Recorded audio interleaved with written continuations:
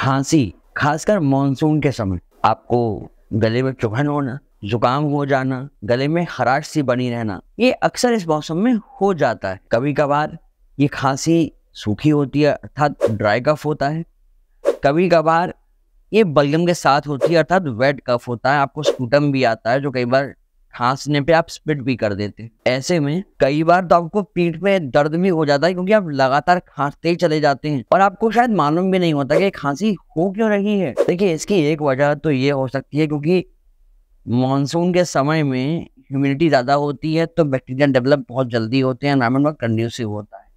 But इसकी और भी बहुत सारी वजहें हो सकती हैं। अब वो क्या वजह हो सकती हैं उनके बारे में हम आज के इस वीडियो में डिस्कस करेंगे। वो क्या क्या मेजर्स हैं, प्रिकॉशनरी या एलोपैथिक ट्रीटमेंट हैं, और खासकर एक आयुर्वेदिक होम रेमेडी जिसको बनाकर यूज़ करने से आप इस खांसी को ठीक कर सकते हैं और दूर रह सकते हैं।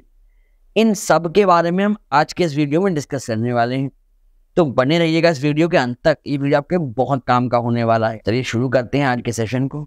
चैनल को सब्सक्राइब कर लीजिए। मैं हूं आपका physiotherapist nutritionist doctor Avinash Chaturvedi, Nuprani health care, Agra से। अक्सर लोगों को ये ड्राई कफ ज्यादा होता है। इसमें क्या होता है, आपको खांसी तो आएगी बट बलगम अर्थात कुछ भी एक्सपेक्टोरेशन में नहीं आएगा, कुछ बाहर नहीं निकलेगा, सूखी सूखी खांसी रहती है। कई बार ये कुछ दिन में ठीक हो जाती है बट कई बार ये लंबी चल जाती है। अगर हम कहें तो 2-3 हफ्ते से ज्यादा, 3 महीने तक खांसी चल रही है। हम इसे कंसिडर करते हैं क्रोनिक ब्रोंकाइटिस के तौर पर, अर्थात जो ब्रोंकियल्स हैं, जो एयरवे है और छोटे छोटे उसमें जो फूल जैसे गुच्छे होते हैं जहाँ से गैसेज एक्सचेंज होता है, वो इन्फ्लेम कर जाते हैं, वहाँ स्वेलिंग सी आ जाती है। वहीं वायरल अगर किसी को हुआ है तो एकदम से सिम्टम इसके आते हैं, वो होती है अक्यूट ब्रोंकाइटिस। कई बार आपको बार बार खांसी आना, बात करने पे सांस फूल जाना, एकदम से बलगम आ जाना, घबराहट होना, ये सब सिम्टम्स होते हैं क्रोनिक ब्रोंकाइटिस के। कई बार इस वजह से आपको हेडेक भी हो सकता है, आपको प्यास बहुत लग सकती है, और अगर आप इस पर ध्यान न दें ज़्यादा लंबे समय तक तो आपका ऑक्सीजन लेवल भी गिर सकता है, क्योंकि जब आप सांस ठीक से ले नहीं पाओगे आपकी धड़कन बढ़ जाएगी। वो सिम्टम होता है कि आपकी जो ऑक्सीजन डिमांड है वो बढ़ रही है, और ऐसे में आप अगर ध्यान नहीं तो इसको ठीक से इलाज नहीं करो तो बहुत हद तक संभव है कि आपका जो ऑक्सीजन लेवल है वो कम होने लगे। इसीलिए इसमें सिम्टम आते हैं कि आपकी जो धड़कन तेज हो रही है उसके साथ साथ आपको घबराहट और वीकनेस मालूम पड़ सकती है, आपके हाथ पैर ढीले पड़ सकते हैं। इन चीज़ों का ख्याल रखिए। अगर ये सिम्टम्स मालूम पड़ रहे हैं, आपको आ रहे हैं, तो तुरंत से अपने फिजिशियन को जाके संपर्क करें और इसका इलाज करवाएं। यदि आपको ना अपने घर में किसी को ये सिम्टम मैच हो रहे हैं तो तत्काल में उन्हें लेकर जाएं अपने फिजिशियन के पास, फैमिली फिजिशियन से मिलवाएं और सही जो उपचार है वो दिलवाएं। आशा करता हूँ आपको ये सारी बात यहाँ तक की तो समझ आ गई होगी। आई है, सिम्टम समझ आए हैं तो वीडियो को लाइक करिए।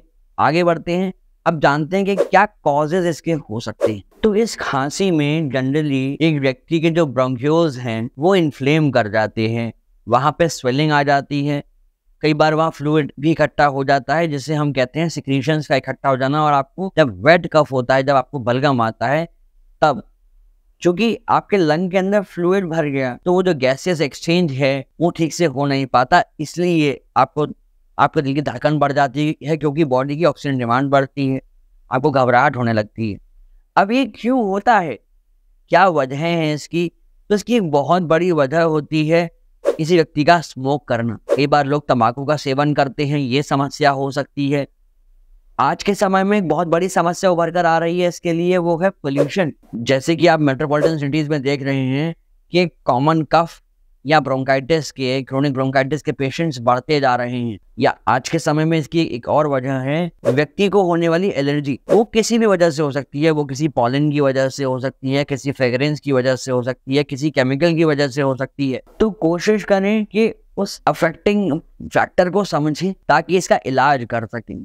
अब रही बात इसकी डायग्नोसिस की कि डायग्नोसिस कैसे करी जाएगी, तो सबसे बड़ा और जो सबसे पहली चीज़ देखी जाती है वो होती है पेशेंट से ली जाने वाली हिस्ट्री।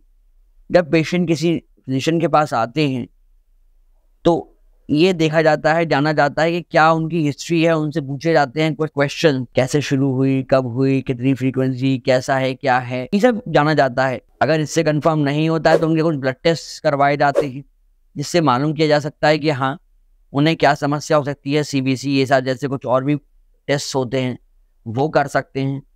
नहीं तो किसी व्यक्ति का चेस्ट का CT स्कैन या MRI भी करवा के देखा जा सकता है। इससे भी मालूम पड़ जाता है कि लंग्स में क्या इश्यूज आ रहे हैं, क्या उन्हें ब्रोंकाइटिस है या निमोनाइटिस तो नहीं हो रही। इसमें एक बहुत बड़ा रोल प्राइमरी लेवल पर होता है चेस्ट के एक्सरे का। चेस्ट का एक्सरे एक ऐसी इन्वेस्टिगेशन है जो बहुत ही कम प्राइस में और बहुत ही कन्वीनियंटली हो जाती है। इससे भी एक फिजिशियन अपनी डायग्नोसिस बना लेते हैं। साथ में पल्मोनरी फंक्शन टेस्ट है, जिसे हम PFT कहते हैं, या ट्रेडमिल वॉक टेस्ट होता है जो 6 मिनट वॉक टेस्ट है। इससे भी जज कर लिया जाता है कि क्या व्यक्ति को ब्रोंकाइटिस तो नहीं हो रही है।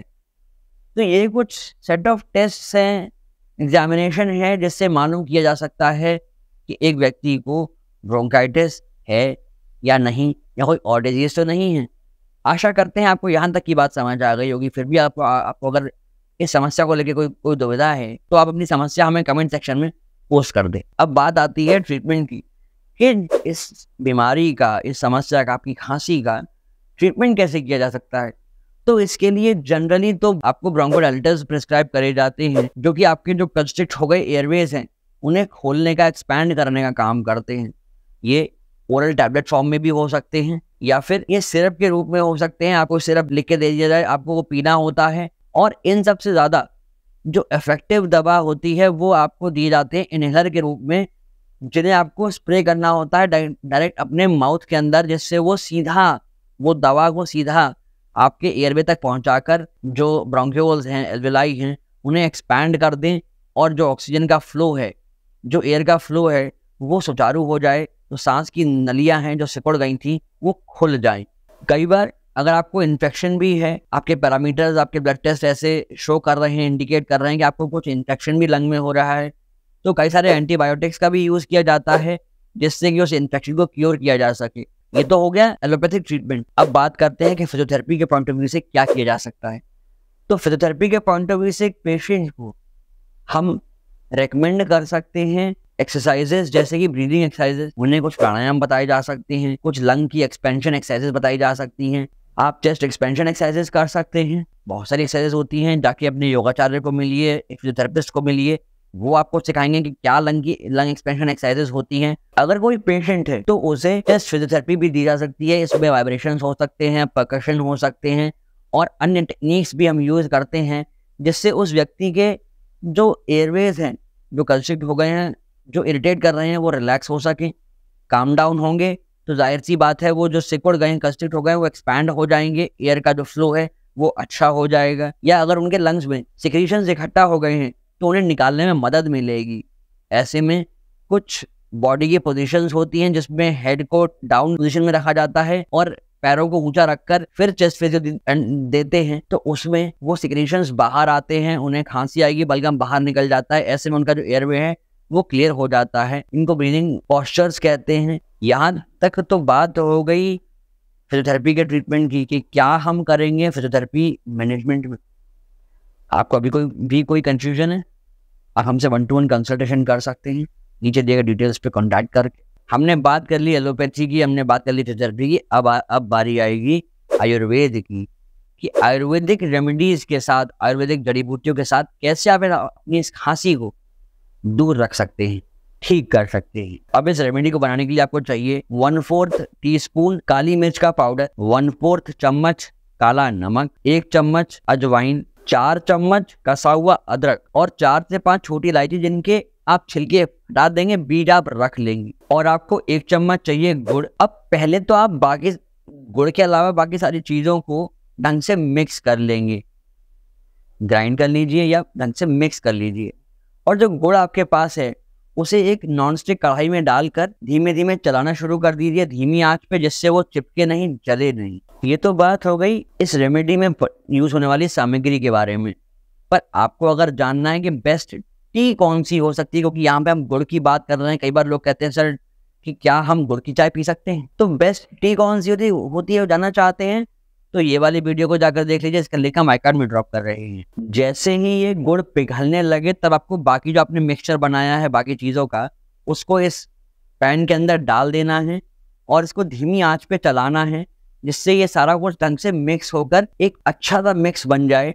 हाँ, धीमी आंच रखेंगे जिससे ये सब कुछ जल नहीं जाए। जैसे ही ये कुछ मिनटों में ही पक जाए तब इसे आंच से उतार के ठंडा कर लें और एक जार में भर के रख दीजिए। अब रही बात आपको इसे इस्तेमाल कैसे करना है, तो आपको इसे इस्तेमाल करना है 1 चम्मच सुबह शाम गर्म पानी के साथ में। सुबह आप इसे खाली पेट ले सकते हैं, बट रात के समय स्पेशली आपको इसे सोने के पहले ही लेना है, तभी ये आपको ज़्यादा फायदा करेगा। आपको विशेष ख्याल रखना है कि आप इसके सेवन के बाद में कोई खट्टी चीज़ नहीं खाएं, कोई ठंडी चीज़ नहीं खाएं, खासकर स्मोकिंग तो बिल्कुल नहीं करें। हाँ, क्रोनिक कंडीशन में आपको अगर खांसी ज़्यादा हो रही है तो आप इस फॉर्मूले को दिन में 3 बार भी यूज़ कर सकते हैं, वरना 2 बार तो आपको इसे यूज़ करना ही है। जब आपको इसका इफेक्ट आने लगे, खांसी कम होने लगे, तो आप चाहें दिन में आप इसको 1 बार भी कर सकते हैं, खासकर रात को सोते समय। आप जब इस रेमेडी का यूज़ करेंगे तो आपको 3 से 7 दिन में इसका फ़र्क दिखने लगेगा। उसके बाद में आप इसको 3 से 2 बार कर दें, करीब 20 से 21 दिन तक आप इसे यूज़ करें 2 बार, और फिर आप इसका यूज़ 1 बार यानी 1 टाइम कर सकते हैं। वहीं अगर आप इसे बच्चों को दे रहे हैं, अर्थात 16 साल से कम की उम्र के बच्चों को दे रहे हैं, तो 16 से 10 साल के बच्चों तक आपको इसकी डोज हाफ कर देनी है, लगभग आधी चम्मच तक। और अगर आप 10 साल से छोटे बच्चों को दे रहे हैं 1 साल की उम्र तक, तो आपको इसकी डोज और हाफ यानी 1/4 चम्मच कर देनी चाहिए, तब आप इसका यूज़ कर सकते हैं। और 1 साल से छोटे बच्चों को आपको इस रेमेडी को नहीं देना है। यहाँ तक सारी बात हो गई कि कैसे ये ब्रोंकाइटिस होती है, क्या फैक्टर्स हैं इसके होने के, कैसे आप इसे ठीक कर सकते हैं एलोपैथी के ट्रीटमेंट से, फिजियोथेरेपी के मैनेजमेंट से और आयुर्वेदिक फॉर्मूला से। पर इन सबसे ज़्यादा इम्पॉर्टेंट एक बात आती है कि इसको आपको शेयर करना है हर एक को, क्योंकि ये एक नैतिक जिम्मेदारी है हर व्यक्ति की, क्योंकि आज के समय में पोल्यूशन बहुत ज़्यादा बढ़ता चला जा रहा है। इसलिए इस खांसी से दूर रहिए, बच के रहिए, अपने लंग की कैपेसिटीज़ को बनाए रखिए। इसी के साथ चैनल को सब्सक्राइब कर लीजिए, जिससे आने वाले जो वीडियोज़ हैं, जो कंटेंट आप तक हम चाहते हैं पहुँचाना, वो समय से पहुँचता रहे और आप स्वस्थ रहें। आप हर रोज़ कुछ नया सीखते रहें, क्योंकि आप जब कुछ नया सीखते रहेंगे तो आप स्वस्थ रहेंगे, और जब आप रहेंगे हेल्दी, तभी रहेगा ये हेल्दी इंडिया। जानना चाहते हैं गुड़ के फ़ायदे, तो ये राइट वाला वीडियो देखिए, और अगर जानना चाहते हैं लौंग के फ़ायदे, ये लेफ्ट वाला वीडियो जाकर देखिए, सभी जानकारियाँ आपको प्राप्त हो जाएंगी। धन्यवाद।